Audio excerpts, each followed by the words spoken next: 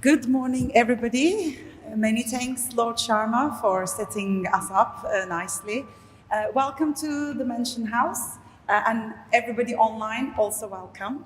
As Lord Sharma mentioned, I'm Irem Yerdelen. I'm the Deputy Chair of the Transition Finance Council, and it has been a tremendous journey to be here, to come all this way, and we wanted to showcase some of our work today in this first segment of Net Zero Delivery Summit. So I have incredible panel here with me, and we will, our title is not there, but then let me explain you what we are going to speak today on this panel. We will look into the barriers and opportunities around transition finance globally, and we will be particularly focusing on Japan, Indonesia, and the UK. So before we start with our questions, I wanted to share a few observations of mine about interoperability.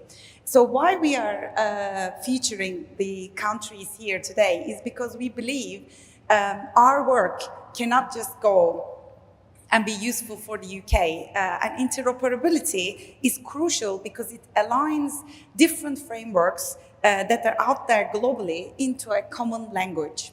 And it allows financial institutions and multilateral organizations or multinational corporations to efficiently utilize cross-border markets and asset classes to really help their decarbonization. But at the same time, providing finance to high-emitting sectors carries reputational risk and also a lot of other risks that we will touch today. And interoperability ensures that this consistency being created helps credible transition pathways that are assessed by lenders to actually give confidence in the market that their capital being provided is helping real decarbonization rather than clustered as a general finance. So with that, I would like to first start with the doom scenario. So let's talk about the barriers. And I would like to first ask Dr. Friderica about what are the biggest barriers you see related to transition enabling capital in your country, in Indonesia. Thank you very much. First of all, thank you for inviting me to speak in a very great forum this morning. So, and I come with a bit confusion this morning because everybody say it's hot, but not even nothing for me because I'm from Jakarta that we get used to this kind of weather. So enjoy. Okay, thank you. Back to your question. What are the barriers for Indonesia? I can say that actually in Indonesia, the core challenge is not lack of capital itself. So people often say that it's about lack of capital. But the difficulty of channeling into credible, real economic transition, especially in hard-to-abate sectors such as power, manufacturing, and transportation. So there are, to me, there are 4 barriers in Indonesia.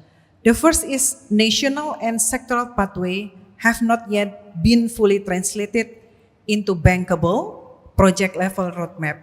So this makes difficult to financer to distinguish credible transition activities from business as usual and encourage capital to remain in the nature of green sectors.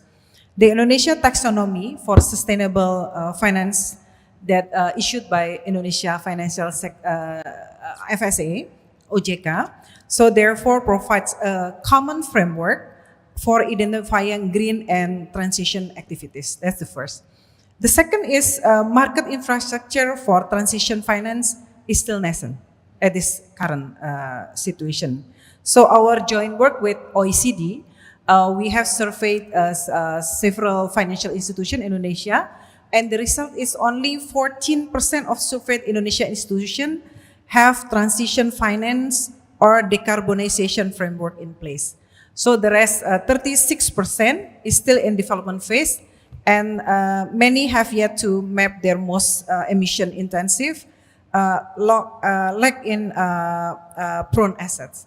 So only 14% that I said before, and 36% is still in development, and the rest is not yet. The third barrier is there are significant gap in capacity and incentive. I think it's also happened in many jurisdictions. The first is capacity. Many financial institutions report to us that they have limited internal expertise. So this is, I think, the homework for us everywhere, that internal expertise is very important to support. And the second is incentive. So there is no clarity yet about the incentive given for, like, for example, issuers, or they all say that in educate incentive and the need for more granular sectoral pathway and clear guidance on lock-in risk and prudential treatment. So these are the barriers that I see happen in Indonesia. Great. So thank you. Thank you. And I would like to now turn to Ms. Onitsuka. Do you see similarities in Japan and maybe some other observations from your side? Yeah, thank you very much. Thank you very much for inviting this important event and very beautiful room. And as you may know, that in Japan we are developing transition finance market, and there are common understanding what is transition finance among investors, banks, and business entities, and etc. providers. And so it's growing market, and don't see that big challenges inside domestic market. But for us, the challenge is to the outreach to the international financial market, because there is no track record of issuance in foreign currency about transitional finance.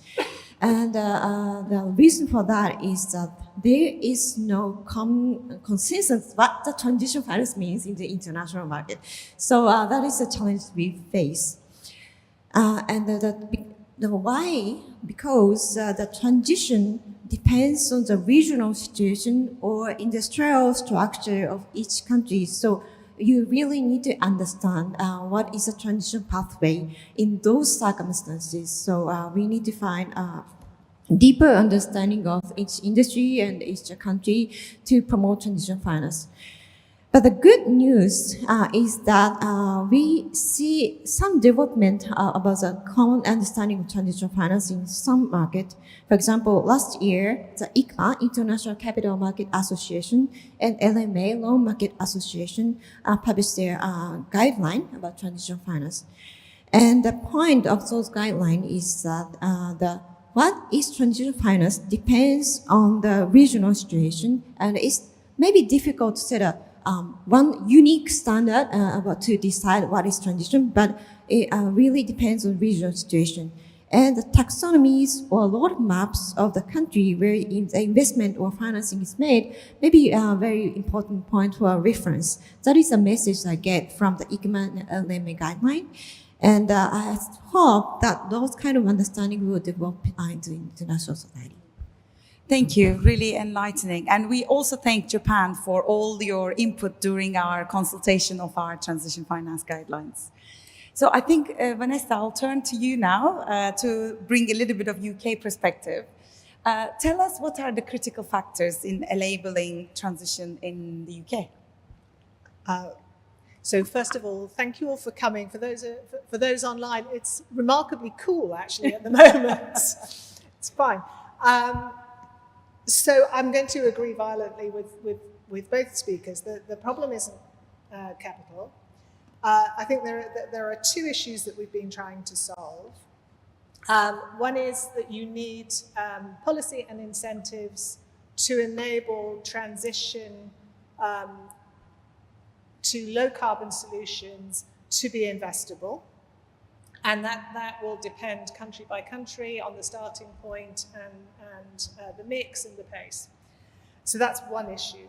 And then the other issue is what you were talking about, which is the question of credibility and meaning of transition finance. And that's what we've been working on, particularly at the Council, with the development of transition finance guidelines. And there's been a whole load of work done by ICMA, done by the Loan Markets Association, done by ISO as well. So we are building an architecture of transition finance to articulate what does credible mean. And the guidelines that we've done have been focusing on the company level, what is a credible and feasible transition planning for large companies, and through that, if they satisfy the 15 criteria we've suggested, they can qualify for transition finance at general investment or general purpose facilities. And then the other systems sit alongside that as well. Great, thank you for the summary. We already heard about Japan, and you've done quite a bit on this topic. Perhaps now let's ask you, Dr. Friderica, what are the critical factors to enable transition in Indonesia? I think talking about critical factors, there are several. First is coherent domestic architecture. I think this is very important. Like, as I said before, Indonesia FSA, Financial Services Authority, we just launched what's so-called Indonesia Taxonomy. It's a guidance for all sectors. As you may know that Indonesia FSA, we supervise all financial sectors in Indonesia, including banking, capital market, insurance, pension fund, even peer-to-peer lending and everything. So we believe that we have to have a grand architecture for that, especially in Indonesia, so we can have a guidance for each sectors about this energy transition. And then we also have what's so-called economic value of carbon framework in Indonesia, and the forthcoming Sustainable Finance Committee that provide an integrated legal and institutional foundation. And the second is credible decision, useful disclosure, and risk management. I think this is also very critical. In Indonesia, is aligning its sustainable finance framework with IFRS standards. And also the third one is functioning market and data infrastructure. I think this is also very important, that the expansion of sustainably bond and sukuk in Indonesia. I can share with you that since 2018 until current, we have our issuers, like here my colleague Bobby, also from Indonesia Issuers.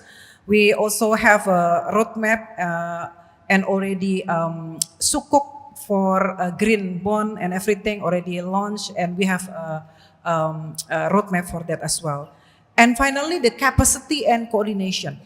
So this is very important, like in Indonesia case, I work very closely with the government of Indonesia. We have what's so-called, OJK also put in the steering committee for this initiative together with government, Indonesia FSA and all ministry like Ministry of Forestry, Ministry of Environment. So we work closely, and I think the collaboration and synergy is very important for this. Thank you. Great. Thank you. I see quite a lot similarity in our thinking in the council. So some of you may already know this. We are now in our second year mandate, and one of our focus areas will be to actually really look into our guidelines, sort of flexing the guidelines based on interoperability, as we mentioned, but also really understanding what the local circumstances are in countries like yours, and also trying to create flexibility around the need for regional development and technologies that are required for decarbonizing the high-emitting sectors. And we would like to do that because ensuring such frameworks operate cross boundaries will actually avoid the barriers to halt capital that needs to flow the most to the needed areas. So I think that perhaps let's move to more opportunistic scenario, and let's ask you, Ms. Onitsuka, about the opportunities that you see in your market and where we can see some low-hanging fruit quite quickly.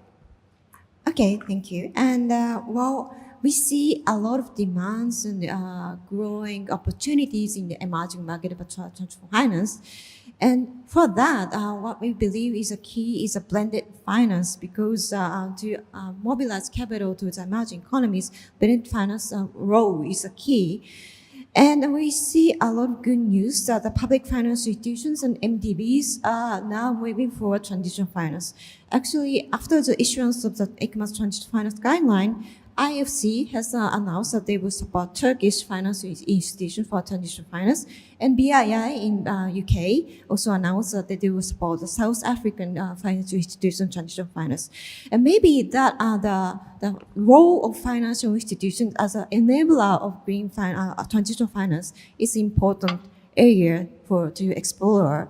And actually in Japan, we are talking with ADB, with some research institute, how we can develop project in Asia. And we are now conducting case studies. What is a typical transition finance project in ASEAN countries? For example, energy efficiency improvement, or grid infrastructure, or gas-fired power plants, or the waste energy usage. And so those kind of case study has been done. And we will publish a report this autumn. And so those kind of collaboration with NBDBs or public financial institutions will be very promising, low-hanging fruits. Great. Well, great to hear that, because that's a big topic for us in the UK. So I know we have very short time, and I would like to take at least one question from the audience. So Vanessa, I want to ask you the last question about what do you think public-private collaboration would look like in the UK? So I think I completely agree with Onitsuka-san. The importance of collaboration and co-creation of effective policy, and also building projects and supporting first-of-a-kind projects, super important. Finance and corporates have a real role to play in being clear and direct to policymakers as to what works, what doesn't work. We're standing up at the moment a transition finance lab exactly to create a safe space for first-of-a-kind, scalable opportunities which need a bit of a nudge, so we can shrink the time to get to FID. And I think those kind of ideas, which are replicated all over the world, actually, we're all doing very similar things, is how we need to move at pace. And yes, delighted that one of the TFMR recommendations also now getting carried on with the lab. So really, really good news for us. Okay, so please, if anybody wants to ask a question, this is a great chance.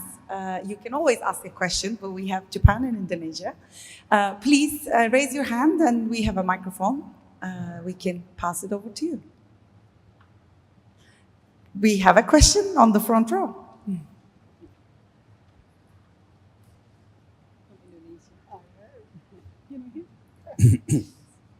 I think it's working already. Yes. Yes, Yes. we can. Okay. Thank you for the opportunity. My name is Bobby Umar from the Indonesia Chambers of Commerce and Industries. Following the explanation by Dr. Friderica, the chairperson of Indonesia FSE, Indonesia currently located in the center of the 5th largest economy in the world, Southeast Asia. With 270 million people, we have ample opportunities for investments. But again, of course, a lot of challenge. And I saw the presentation of the CEO of Bloomberg that cost competitiveness is very important. We are currently using mostly the power for electricity is from coal. We compared with the coal, the cost of the green electricity is still very expensive. So, two major components. First, CAPEX. CAPEX currently is available everywhere. But related to this conference today, financing, how to bring a cheap and fit financing to Indonesia is very important. You see, the commitment from the Indonesia government is very strong and committed. Based on the explanation of Dr. Friderica, we already put some very advanced structure and also regulation to support it. But how the key is to bring the capital inflow along with the technology to take this opportunity. I give one example. The opportunity for green electricity in Indonesia is about 3,600 gigawatts. but the implementation, the execution, less than 1%. So then can you imagine how we have a lot of opportunity, but the execution is still very low. So that hopefully following up our meeting today, there are some good news that Ibu Friderica can bring, to open the door for you to invest in Indonesia. Thank you. Thank you. I don't think there was a question there, but thank you for explaining further. We appreciate it. We do have a question on the middle row. Thank you. Hi, I'm Genevieve from Environmental Finance. When you're creating these sorts of policies and regulation, how does nature fit within that? Obviously, there aren't clear scenarios at a macroeconomic level over what nature transition looks like, but it's obviously a growing part of the market. How do you factor that in when you're making your decisions? Excellent. Shall we start with you, Ms. Onitsuka? So, okay, thank you. So the question is how we where is macroeconomic scenario and which to the transition pathway. And so in Japan's case, country have a NGC, and also we have a GX strategy, climate transition strategy, and we have some analysis what kind of technology is needed for each hard-to-abate sectors, and we have a specific roadmaps and investment roadmaps.